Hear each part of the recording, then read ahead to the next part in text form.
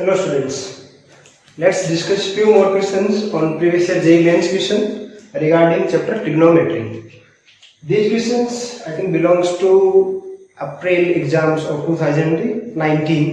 So देखो first question क्या बोल रहा है कि if alpha equals to cos inverse 3 by 5 and beta equals to tan inverse 1 by 3 where alpha है वो आपका है 0 to pi by 2. So alpha is 0 to pi by 2. Then you have to find the value of alpha minus beta. ये किसके equal है? ठीक है, तो आपको आंसर्स मिल रहा है tan inverse, cos inverse, sin inverse और tan इनवर्स. ठीक है, किसी एक में निकाल देंगे तो बाकी इजीली हो जाएगा कन्वर्ट करना. ठीक है, सीखेंगे अभी कैसे कन्वर्ट करेंगे. अल्फा आपका cos इनवर्स में गिवन है, बीटा आपका tan इनवर्स में गिवन है और आपको फाइंड आउट करना है alpha minus beta.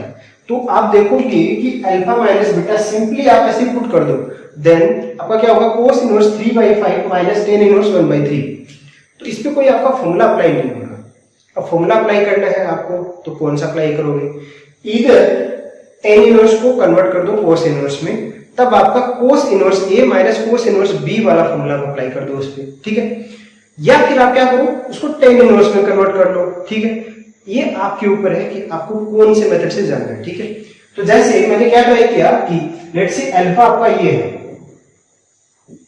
cos inverse 3 by 5, तो मैं tan से जाना पसंद कर रहा हूं. ठीक है, tan से जा रहा हूं पहले मैं, तो अल्फा को मैं क्या करता हूं tan में कन्वर्ट कर लेता हूं ताकि tan inverse a minus tan inverse b का फॉर्मूला मैं अप्लाई कर पाऊं. ठीक है, अब वो कन्वर्ट कर कैसे होगा उसके लिए देखिए. पहले जब भी आपके सामने ऐसे रहता है कि cos इनवर्स 3 by 5, तो आपको पता है कि सारे के सारे इनवर्स फंक्शंस हैं वो किसका वैल्यू देते हैं? हमेशा एंगल का वैल्यू देते हैं. ठीक है, cos इनवर्स फंक्शन में सारे के सारे क्या होते हैं?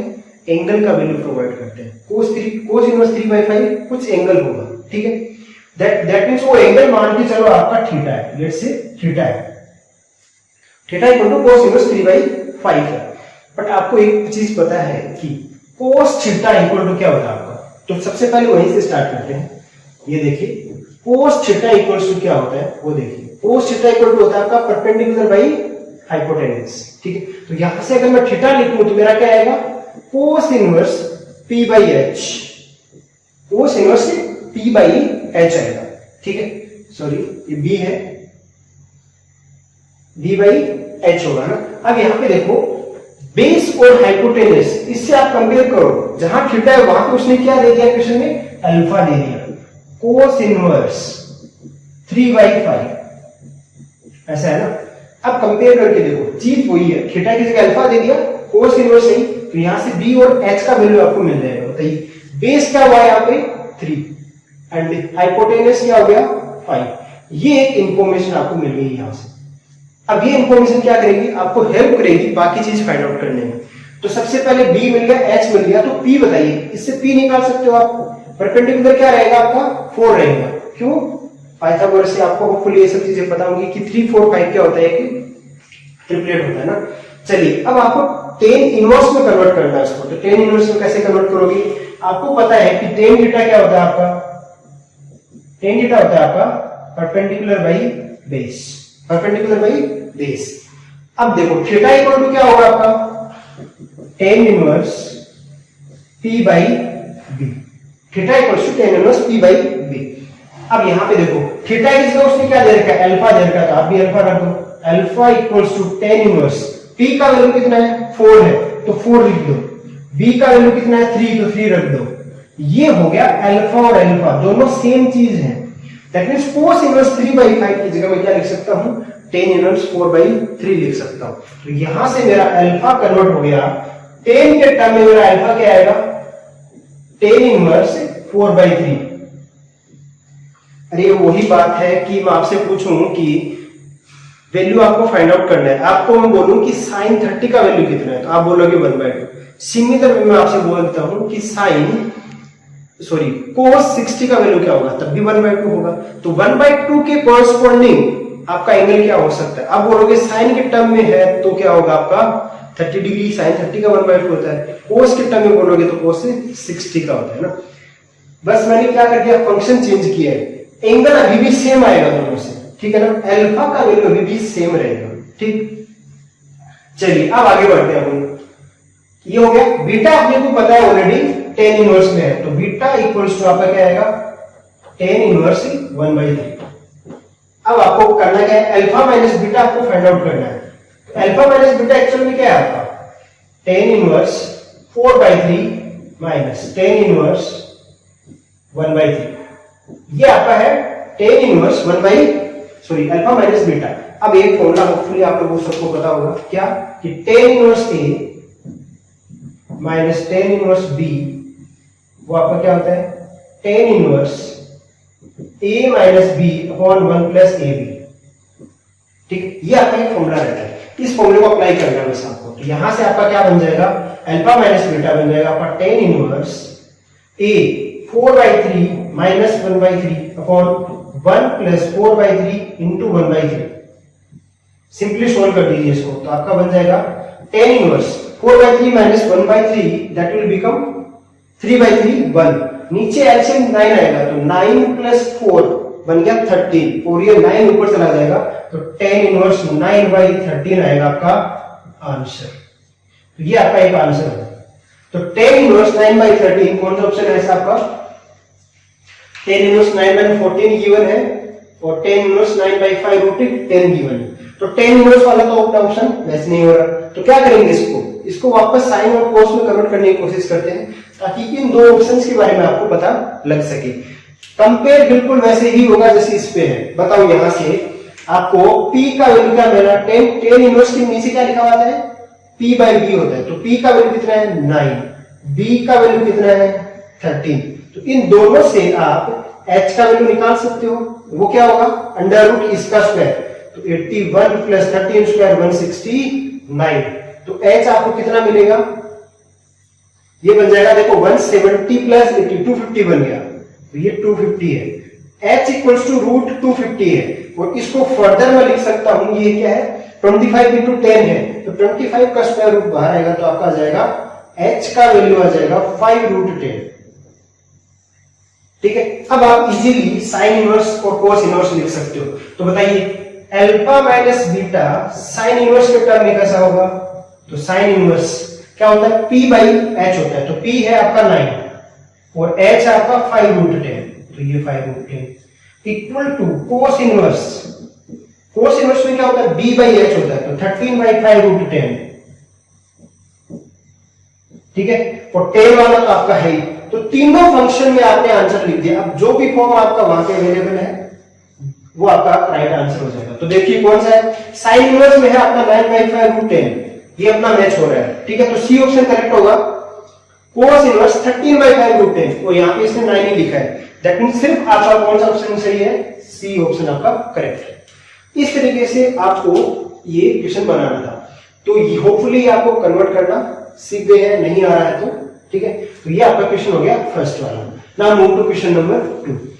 सेकंड में देखिए आपको क्या क्या इंफॉर्मेशन अवेलेबल है कि कोस अल्फा प्लस बीटा आपको दे रखा है 3/5, और क्या दे रखा है, साइन अल्फा माइनस बीटा दे रखा है 5/13। तब आपको फाइंड आउट करना है वैल्यू किसका, अल्फा और बीटा देखिए आपको कन्फाइन कर रखा है उसने, एक इंटरवल देखिए आपका 0 से π/4 के बीच। तब आपको फाइंड आउट करना है tan 2 अल्फा का वैल्यू क्या होगा। ठीक है, तो आप एक चीज ध्यान नोटिस करो, इस पे आपका आ रहा है सिर्फ अल्फा टर्म, और इन सब में आ रहा है आपका एंगल अल्फा प्लस बीटा या फिर अल्फा माइनस बीटा के टर्म में आ रहा है। दैट मींस अल्फा यहां से बीटा मेरे को एलिमिनेट करना होगा। अब वो एलिमिनेट कैसे कर सकते हो आप, मे बी आप फॉर्मूला लगाने की सोचो कि cos a प्लस b का फॉर्मूला लगाता हूं और sin a माइनस b का फॉर्मूला लगाता हूं, और वहां से कुछ ट्राई करता हूं। ठीक है, तो वहां से आपको क्या मिलेगा, सिर्फ कॉम्प्लिकेशन मिलेगा। ठीक है, तो वो आपका बेटर अप्रोच नहीं है। क्यों, बिकॉज एक में आपका cos साथ में आ रहा है, एक में sin साथ में आएगा। ठीक है, cos साथ में, sin साथ में, एक में आ रहा है sin साथ में, तो उन सबको एलिमिनेट करना आपके लिए इजी नहीं है। क्यों, ठीक है, तो और क्या कर सकते हैं, अल्फा बीटा का वैल्यू भी आपको 0 से π/4 है। ठीक है, तो tan 2 अल्फा को आप कोशिश करो कि इन दो के टर्म में लिख पाओ। वो लिखते कैसे हैं, इस टाइप के क्वेश्चन आप जब भी डील करते हो तो trigonometric as well as integration में अपनी इस टाइप के क्वेश्चन डील करते हैं। देखो tan 2 अल्फा कैसे लिख सकता हूं, ध्यान से देखना, मेरे को रखना 2 अल्फा ही है यहाँ पे। ठीक है, 2 अल्फा ही बनना चाहिए अल्टीमेटली, बट मैं कोशिश कर रहा हूं कि इन दो के टर्म में लिखूं। तो देखो क्या आएगा आपका, अगर मैं ऐसा लिख दूं अल्फा प्लस बीटा, ठीक है, alpha plus beta minus alpha minus beta, ठीक है, तो ये मेरा हो जाएगा माइनस, अच्छा नेगेटिव होगा तो प्लस ही करता हूं, ठीक है। तो अब देखो क्या बनेगा, 2 alpha plus beta minus beta cancel out हो जाएगा, तो बीटा तो आपका कैंसिल आउट हो जाएगा, बचेगा क्या, सिर्फ 2 अल्फा ही बचेगा। इसीलिए मैंने बोला ना कि ये आपको इंपॉर्टेंट है जानना, बीटा बीटा तो कैंसिल आउट हो जाएगा, बचेगा क्या, 10 2 अल्फा ही। बट जैसे आपने इसके टर्म में लिखा, आपका एक फॉर्मूला बन गया, कौन सा, ये वाला 10 a प्लस बी का फॉर्मूला क्या होता है, ये आपका a का रिप्रेजेंटेशन देगा और ये आपका b का रिप्रेजेंटेशन देगा। तो 10a प्लस b क्या होता है, 10a plus 10b upon 1 minus 10a 10b, ठीक है ना। ये आपका फॉर्मूला आपको नॉलेज होना चाहिए, अब उसको अप्लाई करना है आपको बस। तो अगर आप a की जगह अल्फा प्लस बीटा रखो, यहां पे अल्फा प्लस बीटा, और b की जगह आप क्या रख रहे हो, अल्फा माइनस बीटा, तो बताइए ये फॉर्मूला आपका क्या बन जाएगा, 10 2 alpha equals to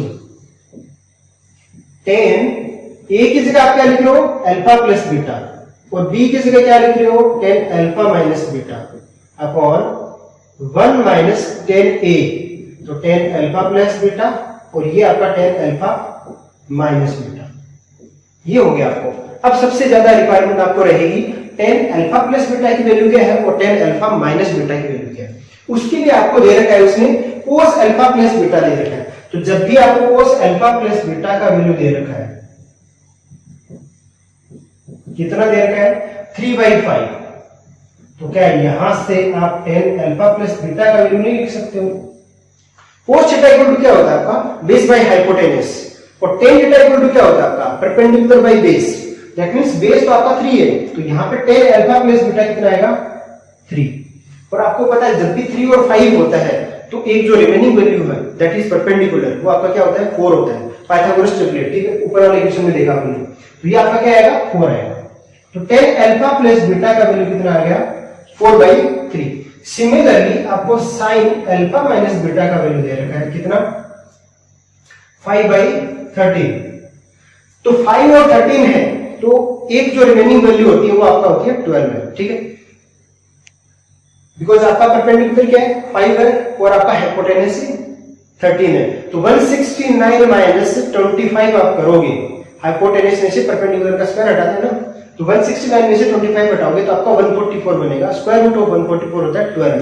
that means आपको इससे मिल जाएगी वैल्यू किसकी, 10 अल्फा माइनस बीटा की, वो कितनी होगी, परपेंडिकुलर तो आपका 5 है और बेस आपका कितना मिल जाएगा, 12, तो 10 अल्फा माइनस बीटा होगा 5/12, ठीक है। तो अब आपको ये इंफॉर्मेशन यहां पे रख देनी है, तो 10 2 अल्फा का वैल्यू आपको मिल जाएगा, तो क्या आएगा, 10 alpha plus beta 4/3 plus 5/12 upon 1 minus 4/3 into 5/12, ठीक है। तो 12 इंटू 3 ही आप एलसीएम ले लो चाहो तो, ठीक है, तो 12 इंटू 3 एलसीएम लोगे तो 36 एलसीएम आएगा आपका ना, 12 इंटू 3 36, दैट मींस 12 इससे मल्टीप्लाई होगा तो क्या बन जाएगा, 48 प्लस ये कितना बन जाएगा, 15 बनेगा ना, 3 से मल्टीप्लाई होगा, और नीचे क्या बन जाएगा आपका, 12 इंटू 3, ये भी हटेगा, तो ये वाला और ये वाला तो कैंसिल आउट हो जाएगा, बट ये मल्टीप्लाई होकर यहां तो आएगा, तो 12 इंटू 3 36 होगा, माइनस में 20, तो आपका आंसर कितना बन जाएगा, ये बन जाएगा आपका 853, तो 63 अपॉन ये बन जाएगा 16, तो 63/16 will be the answer for second question. तो ऐसा कौन सा ऑप्शन है आपका, ऐसा डी ऑप्शन है आपका, तो D option will be the right answer for question number 2, ठीक है। दोनों के दोनों क्वेश्चन इजी थे अभी तक। चलिए अब नेक्स्ट क्वेश्चन की बात करते हैं, क्वेश्चन नंबर 3। क्या दे रखा आपको कि sin 4 alpha plus 4 cos 4 beta plus 2 दे रखा है आपको, ठीक है, वो किसके इक्वल है, 4√3 sin अल्फा cos बीटा। अब देखो सबसे पहले अपना ये स्टेप होता है कि शायद मैं इसको कन्वर्ट करता हूं इसके टर्म में, ठीक है, फिर कुछ बनाने की कोशिश करते हैं। बट एक चीज याद रखो, यहाँ पे आप उससे जाओ कि ये इसकी स्टेप में है, जैसे अलजेब्रा में करते हो ना आप, x⁴ + y⁴ है ना, बट याद रखना इसमें साइन अल्फा है और इसमें कोस बीटा है, एंगल सेम नहीं है आपका, तो वहां पे अपना क्या रहता है x square plus y square का भी स्क्वायर कर देते हैं ना, ताकि अपना एक आइडेंटिटी बन जाए, बट ये आइडेंटिटी नहीं बनेगा, क्यों? बिकॉज इसमें एंगल है वो आपके अलग अलग है, तो sine square theta plus cos square theta वाला नहीं बनेगा, ठीक है, थीटा क्या है दोनों में अलग अलग है, तो वो वाला कॉन्सेप्ट अपना नहीं है, ठीक है। और क्या तरीका हो सकता है, मे बी आप किसी एक को किसी एक के टर्म में टर्म कर लो, जैसे कोस को साइन में कन्वर्ट कर दिया आपने पूरा, ठीक है, तो इधर आप कोस को साइन में कन्वर्ट करोगे तो स्क्वायर रूट आएगा, ठीक है, तो वो आपका और कॉम्प्लिकेटेड बनाएगा उसको, ठीक है। तो और क्या ऑप्शन हो सकता है, अपने पास एक गिवन इंफॉर्मेशन ये है, एक इंफॉर्मेशन अपने पास ये है कि अल्फा बीटा जो भी है वो 0 से पाई के बीच है, तब आपको फाइंड आउट ये करना है कोस अल्फा प्लस बीटा और minus cos alpha minus beta. तो यहां पे आप देख रहे हो कि आपको सम और डिफरेंस लेके आना है, तो ये सब कैसे लेके आ सकते हैं, दैट मींस आपको अल्फा और बीटा का वैल्यू पता होना जरूरी है।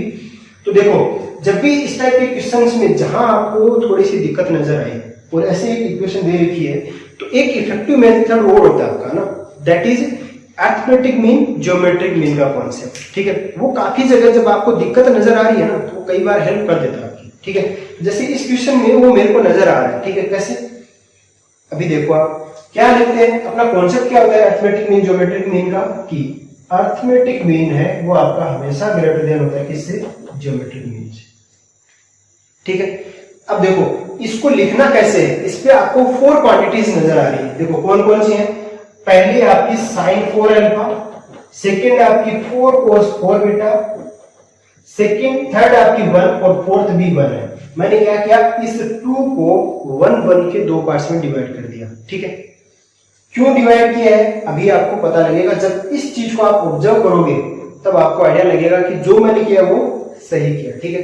यहां तक ठीक है आपका, ये 4 क्वांटिटीज हो गई। तो अरिथमेटिक मीन कैसे लिखते हैं इनका, वो आप लिखते हो कि sine 4 alpha plus 4 cos beta plus 1 by जितनी क्वांटिटी है उसे डिवाइड कर दो, कितना 4 हो गया आपका, ग्रेटर देन होता है किससे, sine 4 alpha 4 times 4 cos beta 1 और 1, इन सब की पावर कितनी होगी 1/4 होगी, ठीक है, 1/4 होगी। अब देखो यहां पे देखो साइन 4 अल्फा आप करोगे तो कितना आएगा, 4 है और ये भी 4 है, तो क्या आ जाएगा साइन अल्फा है, 4 है, 4 का 1/4, देखो 4 का स्क्वायर रूट करते हो तो 2 होता है, ठीक है, उसका भी क्या कर रखा आपने, तो स्क्वायर रूट कर रखा है, दैट मींस 2 का भी क्या आएगा, स्क्वायर रूट आएगा, ठीक है। तो 4 का 4 टू द पावर 1/4 आपका क्या होता है, √2 बनता है, ठीक है। तो ये आप क्या लिखोगे, √2 लिखोगे यहां। कोस 4 बीटा को अभी के लिए मैं जो लिख रहा हूं ना, उस चीज को ध्यान से सुनना आप, वो मैं लिख रहा हूं मोड कोस बीटा, यहां पे मैंने मोड लगा दिया, और 1 का तो 1 ही रहेगा, ठीक है, और ये इस साइड ही आपका, ठीक है। अब मैंने क्या किया, ये जो 4 है इसको मैं उधर ट्रांसफर कर दे रहा हूं, ठीक है, तो ये मेरा 4 यहां पे आ जाएगा, ठीक है ना। तो यहां क्या रह जाएगा वो लिखता हूं मैं, यहां रह जाएगा आपका साइन 4 अल्फा प्लस 4 कोस 4 बीटा प्लस 1, ये रहेगा ना। अब आपको थोड़ा सा फेमिलियर नजर आएगा चीजें जब मैं लिखूंगा, देखो इसको ऐसे लिखो, साइन 4 अल्फा प्लस 4 कोस 4 बीटा 1 प्लस 1 को 2 लिख दो वापस, ठीक है, ग्रेटर देन इक्वल्स टू 4, इस √2 को आगे लिखे आ जाओ, 4√2 sine alpha mode cos beta, ये लिख दिया आपने, ठीक है। अब इस चीज को देखो कि ये मैंने क्यों लिखा, बिकॉज आपको जो इंफॉर्मेशन गिवन है ना, एक तो ये आपके पास आ गई, एक आपके पास arithmetic mean and geometric mean से आ गई, सेकंड इंफॉर्मेशन आपके पास है ये रही, इन दोनों से आपका क्वेश्चन बन जाएगा।